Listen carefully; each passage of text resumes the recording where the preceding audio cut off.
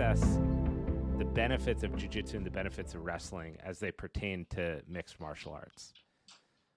What do you think are some places where jiu-jitsu really shows an advantage, and others where obviously, right, wrestling is commanding attention in martial arts over the last decade, and proving more and more that it is a necessity, prerequisite to be effective. But what are some things that one does well that the other doesn't, and vice versa? I think that jiu-jitsu in general is, obviously you have to know it. Like, you have to know jiu-jitsu if you're going to fight.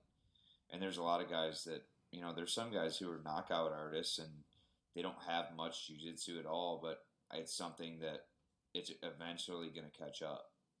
When they get one person who can get that takedown and control them, and they don't have jiu-jitsu to even defend it, it's going to be plain as day. I mean, we saw that with Cyril Gahn. It was pretty evident. But that's wrestling. That was wild. I mean, Jones is a wrestling black belt and jiu-jitsu black belt, in my opinion, at any weight class. So, I mean, but that's as plain as day as example as I could give, honestly, is when you look at these high-level fighters, doesn't matter what weight class, there's obviously at the higher weight classes, the style is a lot different, but when you see the effectiveness of jiu-jitsu when they're active right off of the opponent's shot, that's when... In the sprawl?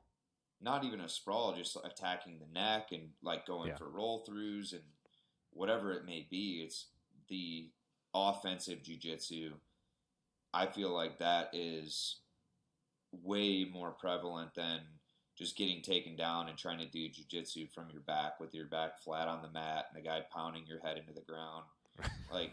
There's so many different ideas of jiu-jitsu to people from an MMA standpoint. But when I look at it, having trained with the Diaz brothers since 2012 on and off, those guys are like the epitome of offensive jiu-jitsu on their back, because even if they did get taken down, they're working different types of guards, they're working triangles, they're working lockdown positions, and they're punching and elbowing the whole time. So the guy on top is on defense now.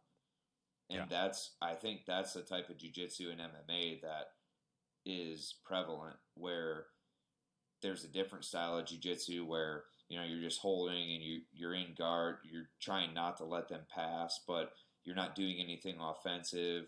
Maybe you're not taking any damage, but you're not getting up either, so you're losing the round. When you're offensive from the bottom, even though you gave up that takedown, you're throwing elbows, you're throwing punches, you're threatening with chokes, or you're threatening with arm bars or any type of locks. That's offensive jiu-jitsu, in my opinion. If I take a guy down in a fight, and he's not threatening to submit me in any way, then he didn't beat me in that round. But if there's a guy that I take down and he's going triangle, omoplata, trying to force my head into a guillotine position, trying to force my arm into a Kimura position, that guy's actively working from the bottom, and that doesn't give me much time for my own offense. And obviously judges are all up in the air, so you can't really say that's a definitive win in the round, but that's my opinion of what type of jiu-jitsu actually will win fights if you get taken down. Even offensively, I mean, on your feet, the more offensive you are off your back, you're going to be more dangerous on your feet as well.